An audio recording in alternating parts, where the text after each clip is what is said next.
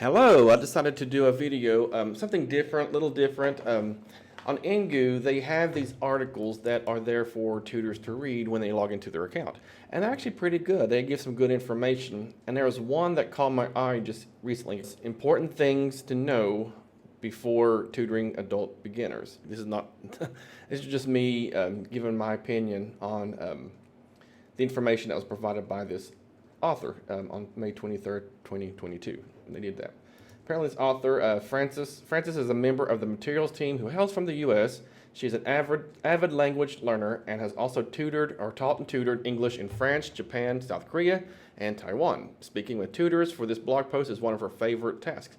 And reading through this, and she did really good. You can tell it's one of her passions, one of her joys in life, and she does a really good job. So she gives, I think, three. And so she gives three things that that she feels that are important things to know before tutoring adult beginners.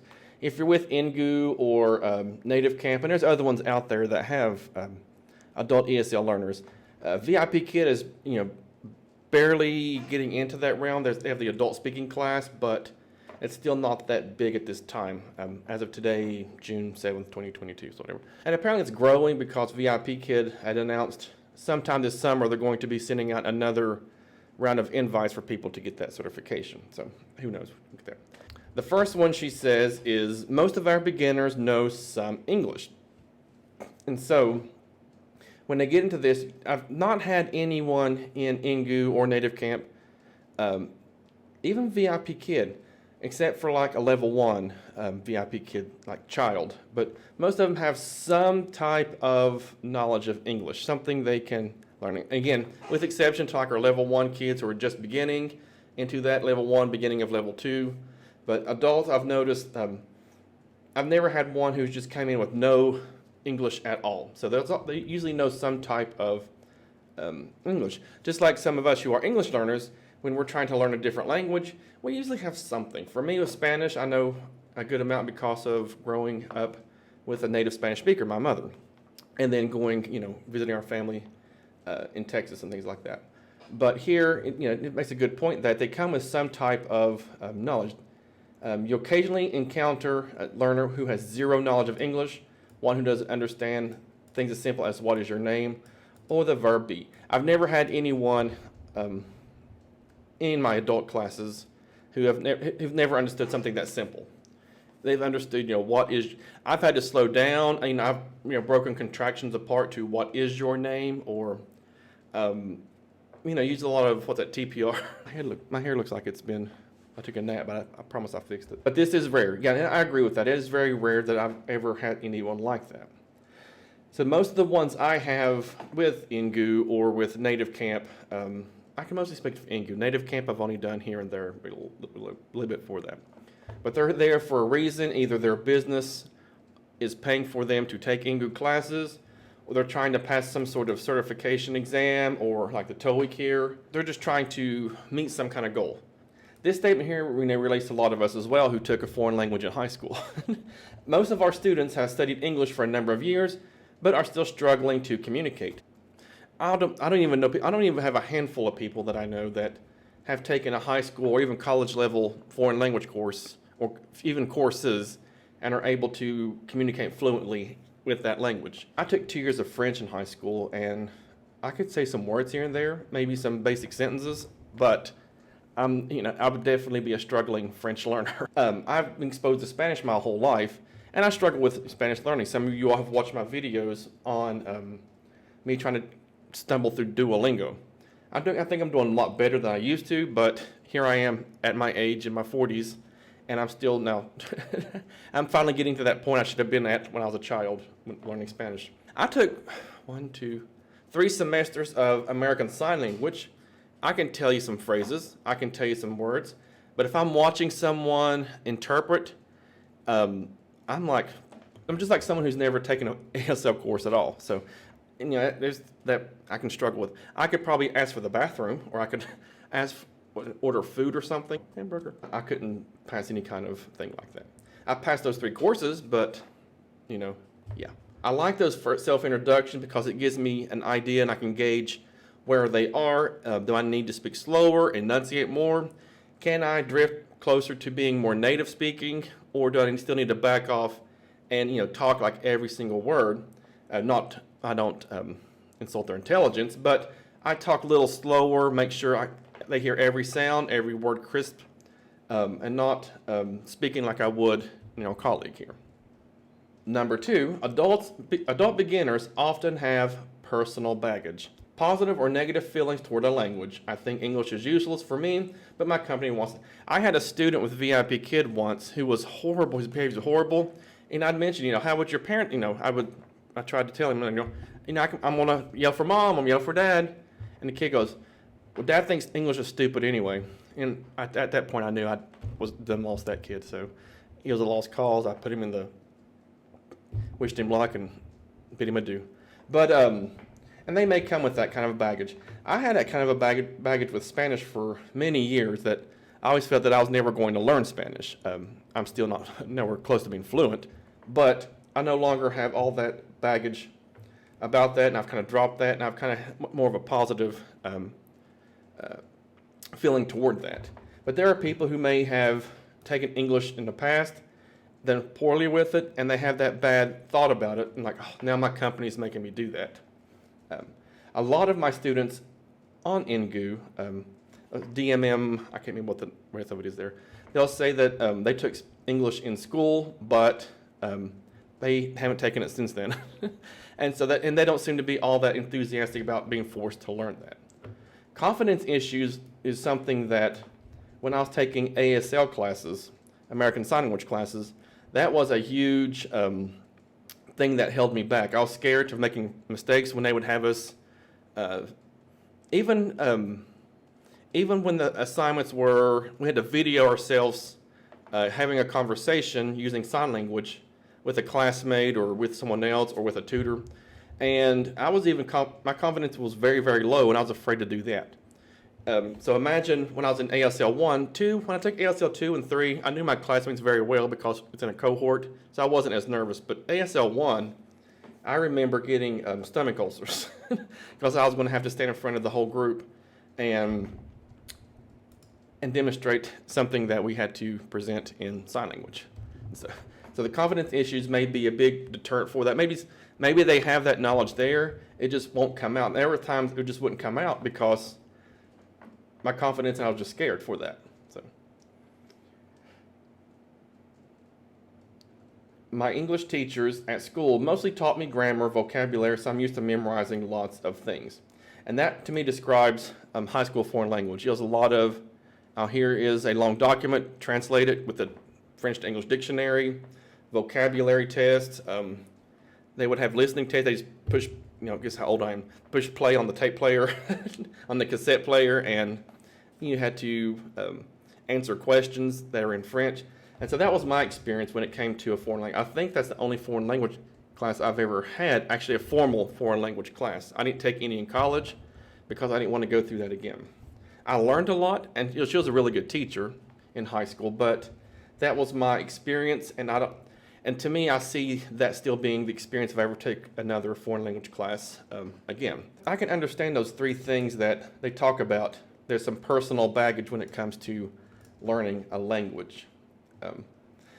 Adult beginners are not a clean slate, and so these are things you can do to help those if you get students who have these. And I can understand all three of these, help build their confidence. Something I do, and I get a lot of comments, something I like to be super friendly. I laugh. I make sure it's not laughing like I'm laughing at them. So it looks like I even make mistakes. I don't make them on purpose, but you've heard me speak on YouTube for a little while now. If you've been following me, probably not. But, I make a lot of grammar mistakes, pronunciation mistakes. And that's something I put in my profile, that I'm also trying to learn a language. I understand the struggles, and I want to make it a warm environment. I want to make it a environment where they're comfortable making mistakes. No judgment, things like that. Let's see, I pull my tutor profile up. Yeah, let's translate that to English because I know I don't know Japanese, and I don't think most of the audience watching this knows Japanese either. And so here, easy to understand, very cheerful, had a good 25. So I want to make it enjoyable. I don't want to, and I understand, I've taken classes online through italki, and I've had some that I couldn't wait till that 25 minutes or that hour was over with because it was just so stressful. The conversation went smoothly without interruption. I want them to talk, and I'm not always jumping in and interrupting. I'm not jumping in and trying to correct every single mistake that they make. I want it to flow easily because when we talk as American in English, any native speaker in English, we make mistakes. We don't sit there and jump in and interrupt each other. So it's okay to make these mistakes. Now, if it's a huge mistake, sometimes I may, interject, and sometimes they want me to. They'll tell me flat up in the beginning, please correct every mistake that you hear. When I do that, I still don't do every single mistake because then we'd get nowhere with our conversation. I want it to be like I'm speaking with a friend. And so that's usually how my classes go with Engoo. It's like we're meeting online, we're friends online, and we're having a conversation about a news article or some kind of topic, or even if it's a current event topic, just like we're just meeting online, we're having a friend-to-friend conversation here. Whoops. I didn't mean to zoom in on that. It was good to talk to you again. We had free conversation. Good conversation. And so, yeah. So you can see, I want to make it, he was kind and funny. Class was fun. I was able to practice a lot of conversation because he's friendly. And so when you go to someone, we've had those teachers, we've had those tutors who just weren't very approachable. And so you kind of close off for that. And so if someone's willing to open up, then you're more apt to open up yourself. If you see someone who is making mistakes, you're like, well, that's no big deal. He's a native speaker, he's making mistakes, then I can make mistakes too. Now, I'm not saying make a ton of mistakes, maybe one. Make one mistake, 2 mistakes. Don't keep doing it, or they won't think you're a very good tutor, or they won't want to book you again. So, you get positive feelings about English, showing them how they can pursue it in their own interest. Suggest learning strategies that complement, not replace, their learning preference. So, if you want to learn grammar, make sure you don't forget that grammar is to make sentences about your life and use it. And I talk about that a lot with my VIP Kids students. They're not adults, they're children, but I talk about how I like to integrate a lot of conversation, free talk, and I encourage them, and the feedback to their parents, encourage them to create sentences about the vocabulary, ask them questions about the vocabulary, and I always try to pull out things from their life having to do with each vocabulary word, or try to relate to their life in some type of way. And it's according to the age and the level they're on. I'm not going to expect my level 1, level 2, beginning level 2s to have a big in-depth conversation about the vocabulary. And adults want that. So, adult beginners have clear learning needs. And a lot of the ones I have in, actually all of them, the ones I have in Engoo and Native Camp. Again, those are the only 2 ESL companies I've worked for where I've had adult student experience. But they have some kind of goal, what they want to learn, and usually you'll pick that up in the beginning. Sometimes they're forthcoming, this is why I'm here, and sometimes you just have to ask, what would you like to, gain from this experience? I've probably only had to ask that maybe once or twice. Usually I just go with it and just assume they're here just because they want to learn English. That's all I want. But usually a lot of mine are office-related vocabulary, keywords and phrases. I've had some retired people say they started English years ago. Now they want to go back to it to keep their brain, refreshed, keep their brain active, and so they want to practice learning another language. And so we relate that to their past job, their family. We talk about what their thoughts are about the future, what's going on. And something I've learned as well is to, no matter what their learning needs are or who they are, they're also people. Talked about, don't bring up risque topics, but they also have opinions. They may be different. They may be the same as yours. Just talk to them like you would a friend. Of course, you have to judge your audience. I'm not going to, the way I talk to an adult male and to adult female is going to be a little bit different maybe. And sometimes that's even the same. It's according to who the adult female, who the adult male is. You can see sometimes they're really uber serious because they really want to do this and they want to learn office language. So I'm not going to bring up too much humor, and unless I feel like they need to calm down like that. So you can help them practice dialogues they have in the office. And we have a lot of that with my Engoo students as well. I'll have some that want to practice with, maybe they have an upcoming presentation or they have an upcoming meeting, and they want to, I've had some come and say, we're going to talk about this topic. Can you help me come up with some phrases or words I need to listen for during a certain presentation or certain questions I may be asked? And so even though I may know nothing about the topic they're presenting on, I usually try to make up some questions, and I tell them at the beginning that I'm coming at this as someone who knows nothing about what you do, but I will try my best to come up with some questions like that. So you want to have lunch. See, one is not, again, it's not true, it's not formal English, but they want to learn, they want to know those things. They want to know, wanna. All right, heading out now, they love learning these kind of phrases in these courses like that. And so I throw out as many as I can. Being from Southern West Virginia, I have a lot of phrases that I can share with them, and I do sometimes. If your student doesn't have a professional reason learning English, try teaching them expressions related to their interests or other familiar topics. And that's what I do. During that self-introduction, I ask a lot of questions because I'm genuinely curious about them. If they say something about children, I say, oh, so what are you and your children going to do this weekend if you have tomorrow off? Or, oh, we have a holiday coming up. What would you want to do with your children? Or sometimes they may say, oh, I'm interested in video games. No, okay, we'll start talking about video games. So I found that I'm able to talk about many topics, even though if I know nothing about it. I've learned that I can ask millions of questions about it, and that usually gets them talking. And if I'm shifting it to something they're interested in, then they're probably more open to speak more about it. If I keep putting it toward me and only speaking things I'm interested in, they're not really going to say very much about that. And so, I push it back to them if they're interested in finance, which I stink at finances. And so I ask them, what do you feel about, this is what I'm thinking about doing with my 401k. Sometimes I just make something up. And they gave me this is what you need to do. I had a dentist one time, and I talked about having, one time I had an implant, what's that called?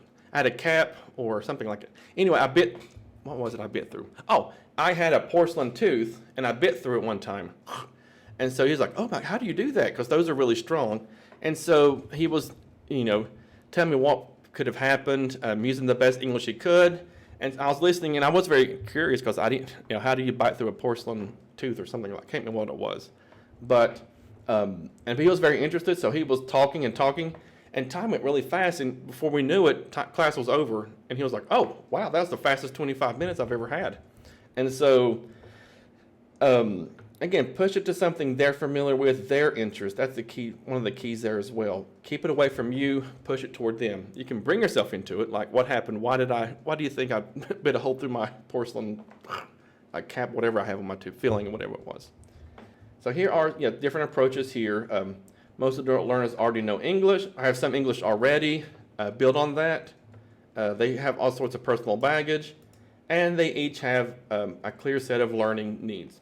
And those change too. I've had some change from business to he was off on vacation, so he just wanted to talk about current events, just to keep the English going, so he doesn't take a long break and not have that practice in. So anyway, I thought this was a good article to share, important things to know before tutoring adult beginners. And so, agree with my opinion, don't agree with it, but just thought I would make a video and just ramble some here for that. So, thank you for watching.